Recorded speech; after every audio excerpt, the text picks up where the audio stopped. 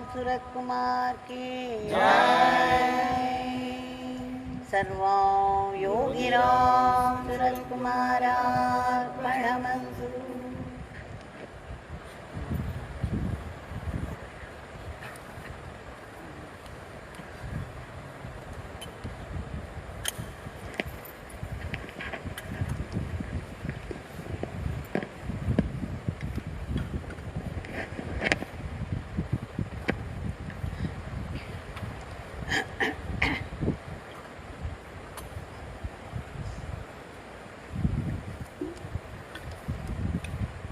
Like every day, it's one more day, a day of Nama Sankirtan and Satsang.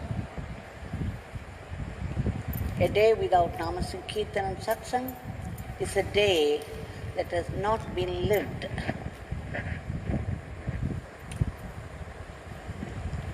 So let us be thankful to Bhagwan for giving us this opportunity to be together in His Nama.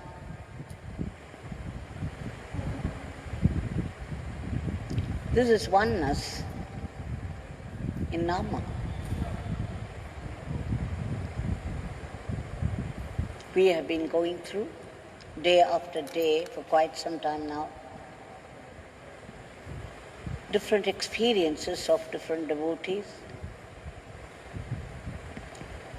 with Bhagwan. So here are two more stories of his glory. They are not stories in the sense they've been made up, but they have been lived. And today, by recalling every detail of their experience, we shall make it our experience by reliving it.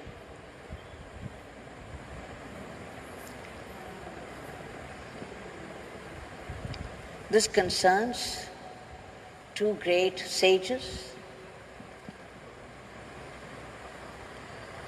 who lived in our times. We have seen them, moved with them, were inspired by them. And the inspiration, the torch of inspiration, is still running our life. The incidents are very simple. They may even sound worldly, but there is a depth of devotion and the leela of grace.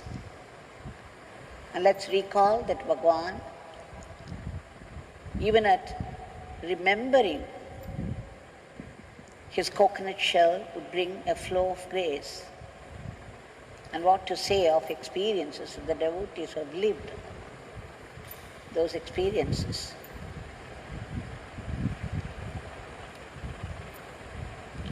There is one Mrs. Ganga, a staunch devotee of Paramacharya.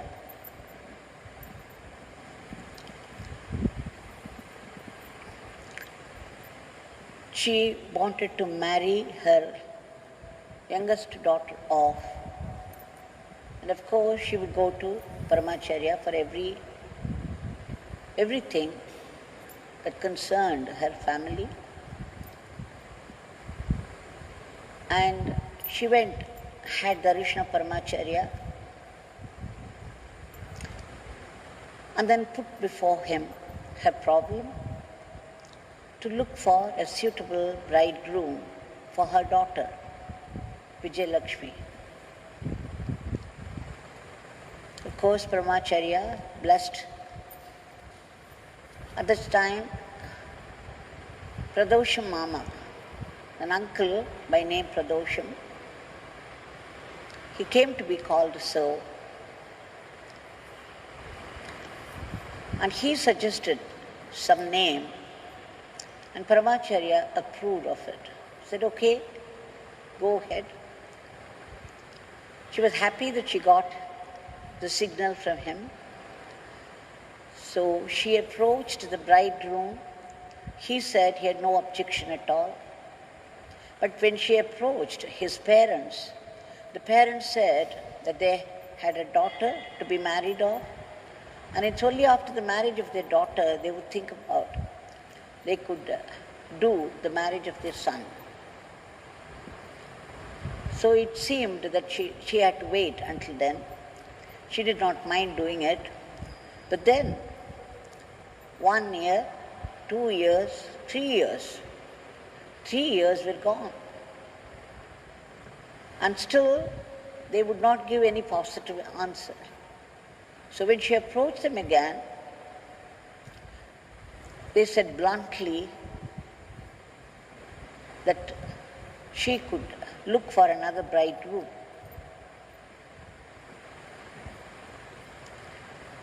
She was naturally very upset about it. After all the waiting, this is the reply that they gave. Sometimes things happen like this. But then she was worried, she was upset, but then it was okay. She went and met Paramacharya again.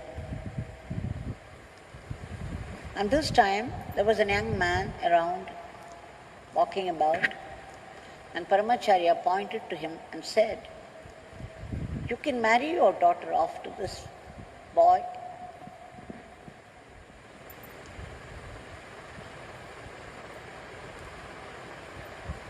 After that, she was still worried about it because, the practical details, it was very much like the last time, and so she was not very sure. And then she thought of visiting Bhagwan also, because she was devoted to him also. In fact, when she was young and she had gone to Tiruvannamalai, she had come to Tiruvannamalai with her mother. In 1982, Jayendra Swami had come to Tiruvannamalai. He was staying in Voyamat. When our Swami, Yogi Ramsuratkumar, came to know about it, very excitedly, he went to Voyamat. It was his habit, just like Ramakrishna Paramahamsa. Wherever great people came, he would be the first one to go after them and pay his obeisance to them. Just like Ramakrishna Paramahamsa. I had myself been a witness to such practice of Bhagwan. So when he was waiting there, Jayendra Swami was in puja. He was absorbed in puja. And after the puja was over, he went inside, and all the people who had witnessed the puja, who had come there, assembled, they had all gone inside for food. And Swami was just sitting there with Swaminathanji, who was his attendant at that time. And they were waiting. This Ganga saw that Swami was not invited to food, and he was just sitting there, and she did not know how to take him in, whether it was proper for her. But then she felt so bad that Swami was not eating at all. She ran to her mother. Her mother would not eat outside. She always brought some fruit or something with her. And so she approached her. Mother had brought some mangoes. So she took a mango and some curds to Swami. And there was a banana leaf, and she gave it to him. And Swami was very happy. He happily accepted. He ate it. Next day also, she took another fruit from her mother and some curds. Next day also, Jayendra Swami was staying there in Voyamat. So our Swami again went there, and Ganga fed him once again. And after that, she became very devoted to Bhagwan. She was coming off and on for his darshan. Now this was her turn to come to him. So when she came to Sannadhi Street, she put forth her problem that the daughter was rejected by the first one after 3 years' wait, and that she was worried. Then Bhagwan smiled, and immediately, people would keep some money and some fruits and something or the other as an offering to him. Bhagwan pulled out a 100-rupee note from there. There was also an empty cigarette box. So he wrapped it.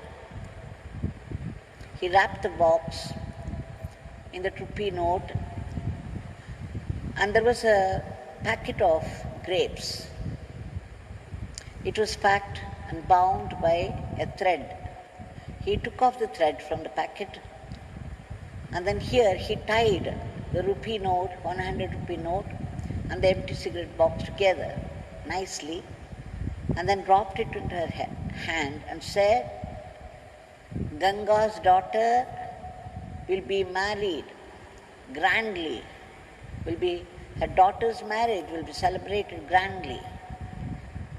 He raised his hand in benediction and pronounced this blessing. She was very happy because she was also worried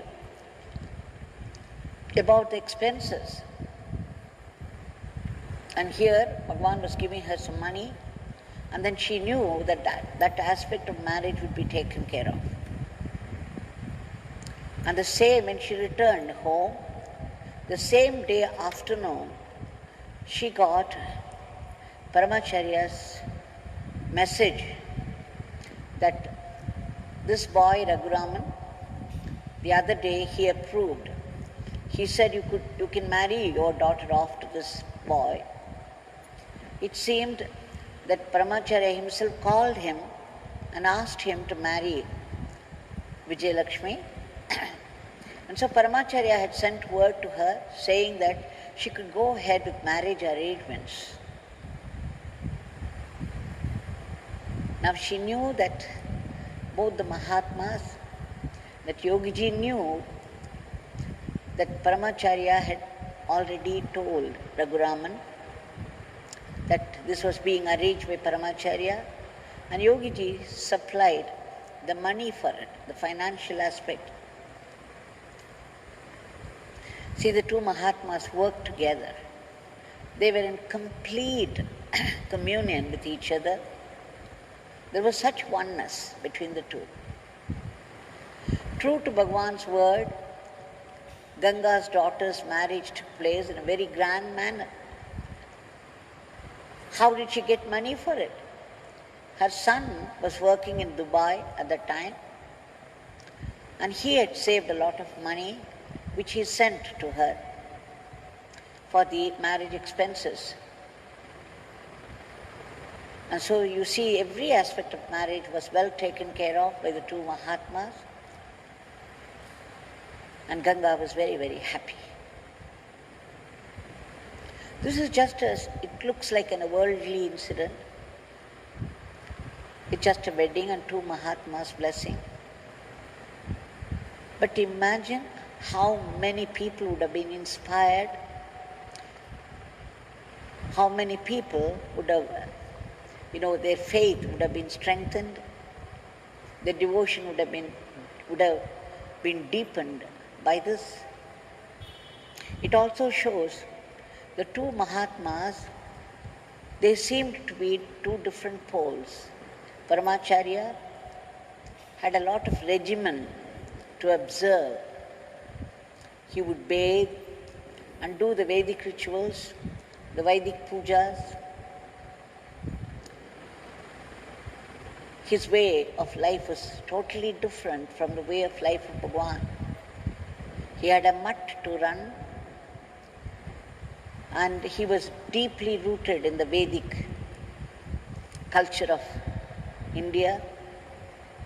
He was encouraging all those Vedic scholars, he was supporting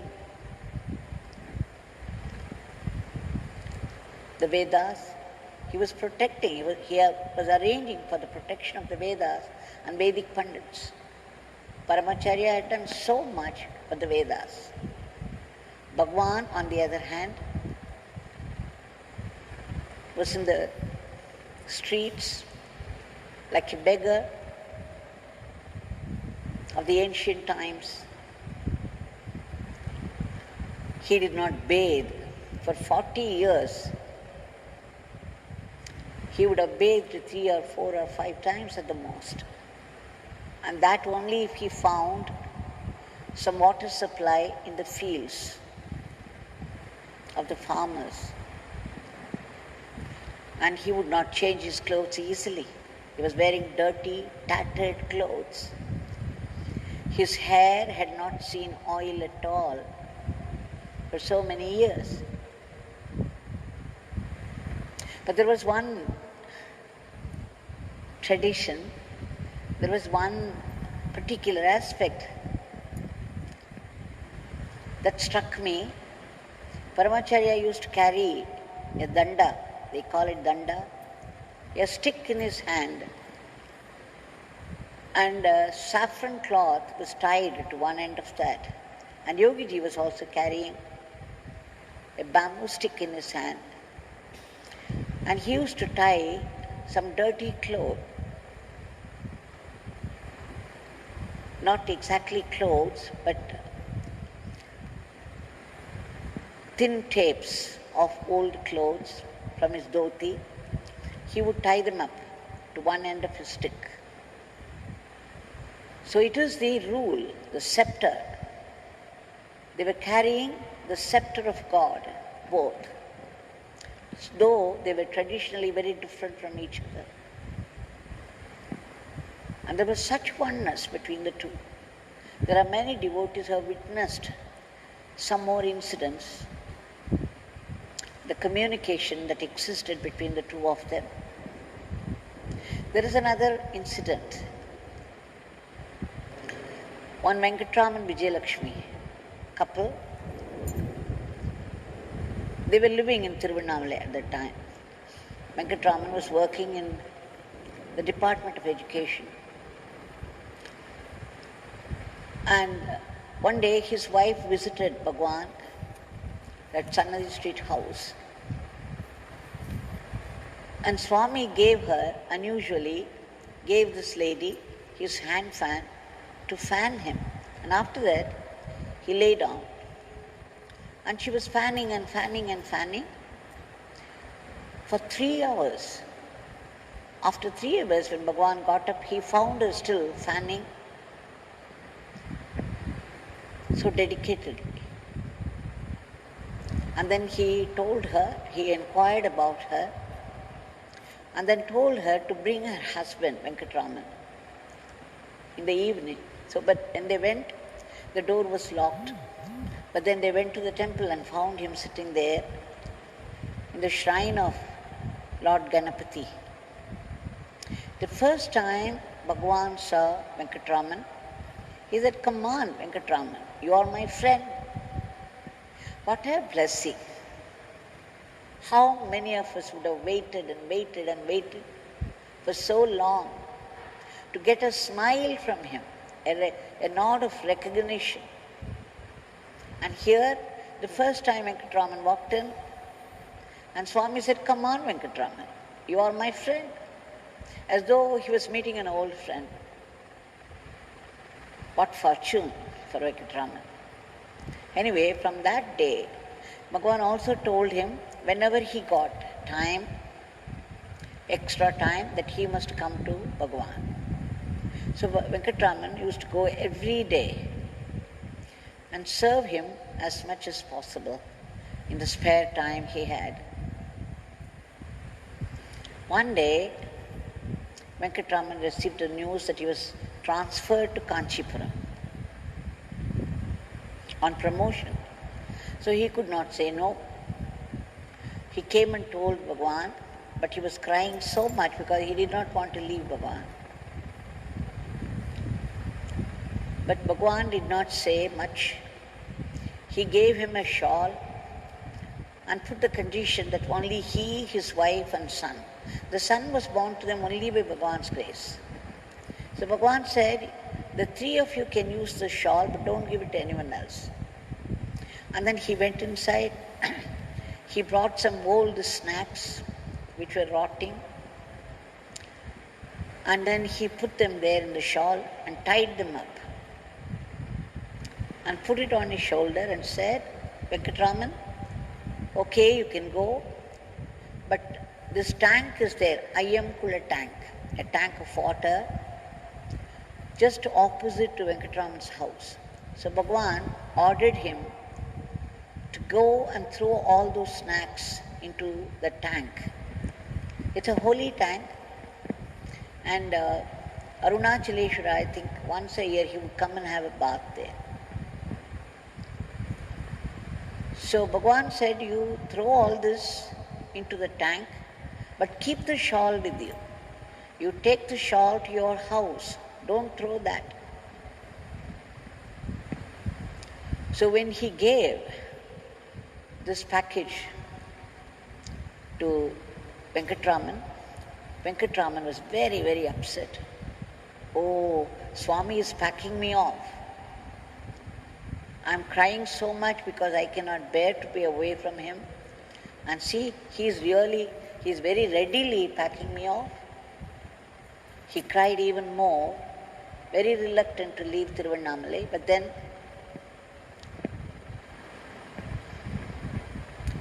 again in the night, because the next day early morning 3 o'clock he had to go, and therefore in the night he visited once again. And then Swami said, Venkataraman, because he was still crying. So Swami said, don't worry, Kanchipuram Mutt is there, Paramacharya is there, so whenever you get leisure time, every day you must go, you must visit him. So with that condition, Swami left him. And of course Venkataraman went to Kanchipuram. He was there for 2 or 3 or 4 days. And then early morning, 4 o'clock, he would get up and be there at the mutt by 5 o'clock. And then he would get darshan of Paramacharya. It's only after 3 or 4 days when Paramacharya asked him who he was and where he was from. Then he said, Tiruvannamalai. Oh, Tiruvannamalai, Ramanashramam. He said, no, Periva. My wife and child are there in Tiruvannamalai. There is one Visiri Swamigal, Panka Baba in Tiruvannamalai. I am from him.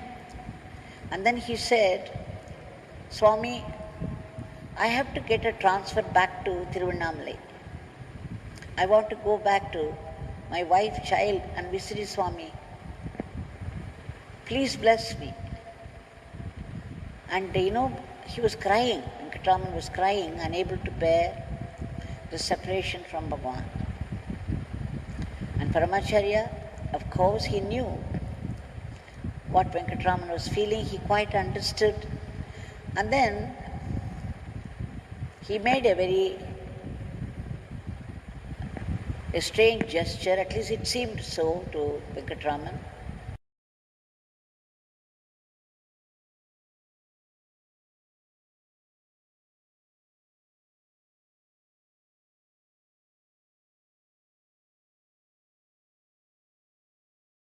And then he made a strange gesture, at least it seemed so to Venkataraman.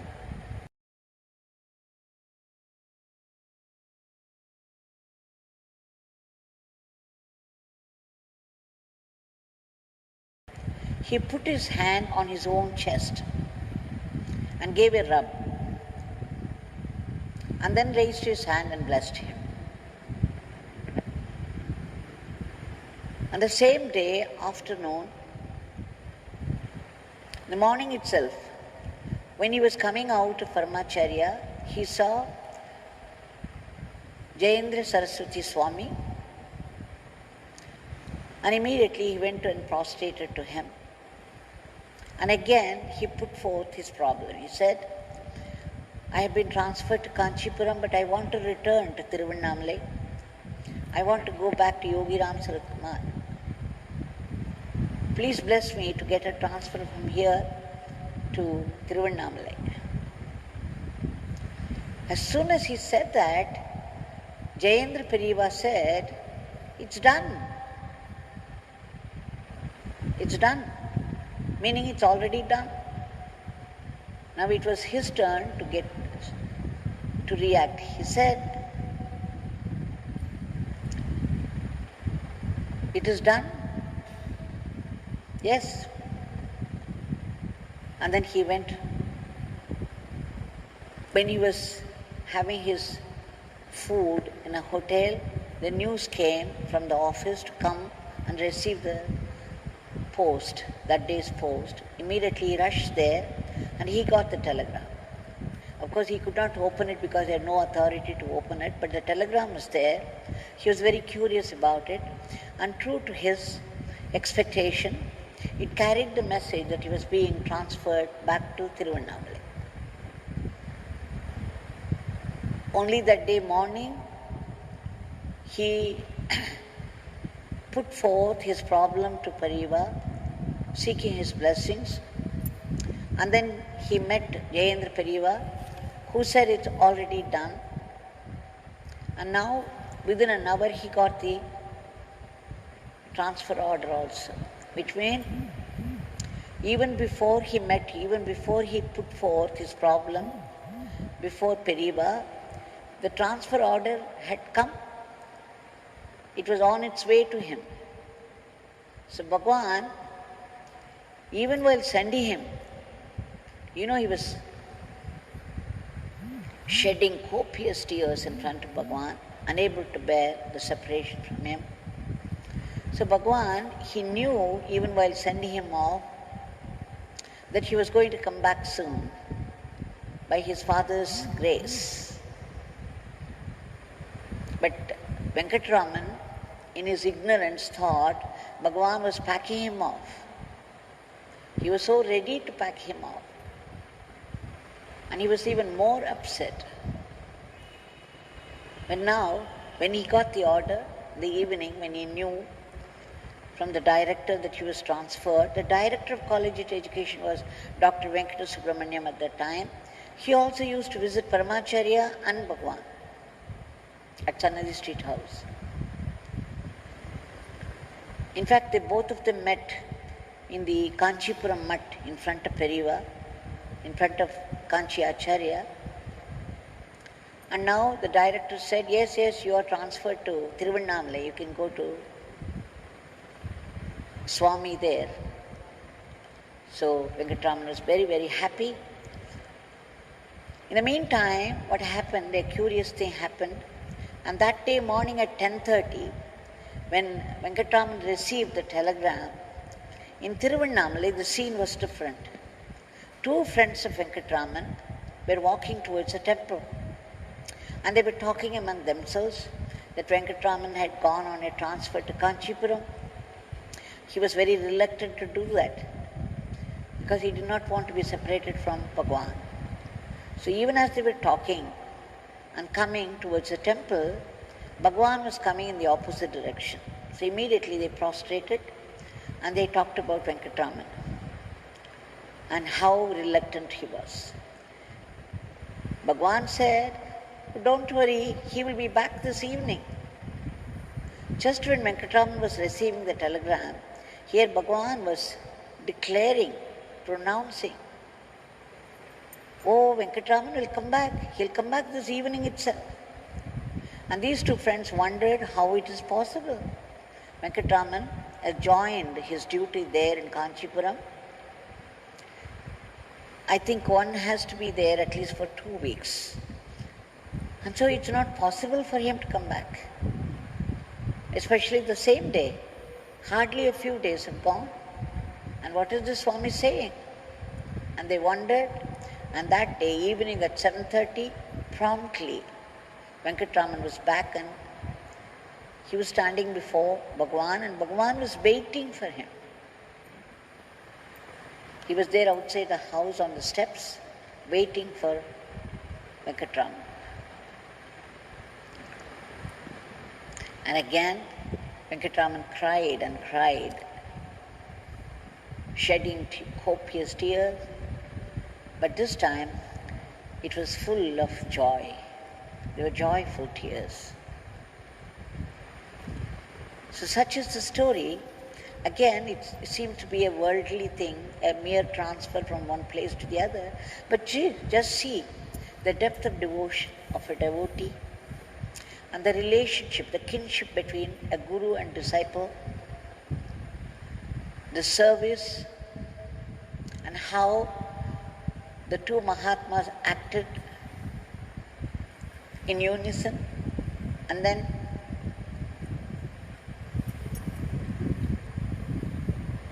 how everything worked out for the devotee in the end, to his joy and delight. Now such stories, it is we who relived these moments, because even when I narrate, I feel the joy of it, and I am sure whoever listens to the story with involvement would also be able to relive these moments with Paramacharya, the moments with Bhagwan, sometimes substituting ourselves in the place of Venkataraman or Ganga Mata. Once, when Bhagwan was in Sudama, one Chandramouli came, who was one of the attendants of Paramacharya, who worked as one of the attendants of Paramacharya in Kanchipuram for some time.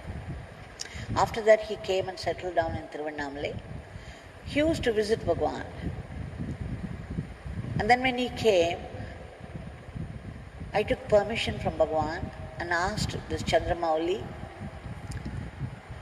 you were so closely associated with Paramacharya. What did he ever say about Bhagwan? Did he say anything about Bhagwan any time?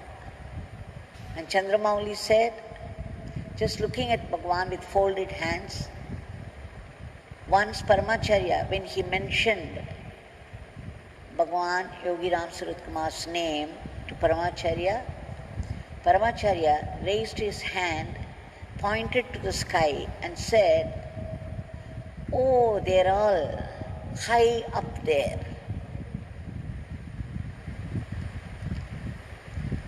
When he said that, Bhagwan smiled, and Bhagwan had tears in his eyes, and he turned to me and said, Devaki, just see what kindness, how kind Paramacharya has been to this beggar. There were tears. Such is the love bond, the veneration for each other, the love, the deep love, the love of oneness between the two, though, of course, they were removed, far removed from each other in their style of living. That is the speciality of India. India is the playground of great masters. There are great masters of different traditions. India abounds in such great masters. And though they were traditionally different from each other, each one belonging to a particular tradition, they had all merged. They had all become one with the universal being, with the Supreme, and therefore, though they had different bodies, different styles of living, different set of leelas, different set of devotees, they were still one. Raman Maharishi often said, there are no jnanis, there is only jnana. Meaning, the containers, each jnani is a container of supreme knowledge. The content is the supreme knowledge. And the supreme knowledge is one. The containers can be different.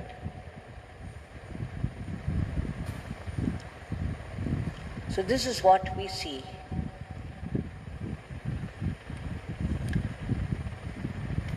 Now, we know this greatness, the very richness of India is this. The great masters are the treasures of India, the true treasure of India. And culture, the Indian culture is rooted in spirituality. The sage of Kanchi, Sri Paramacharya, worked so much towards the protection of Vedas and Vedic Pandits. And Bhagwan sat in one place and smoked,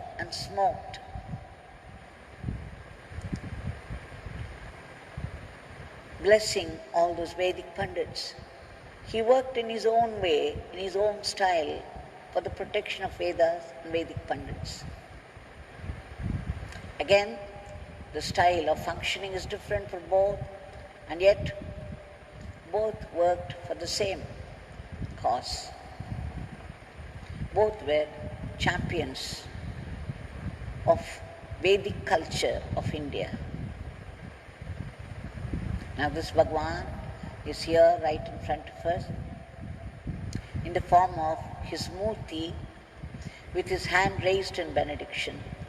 We shall submit our today's prayer again before him.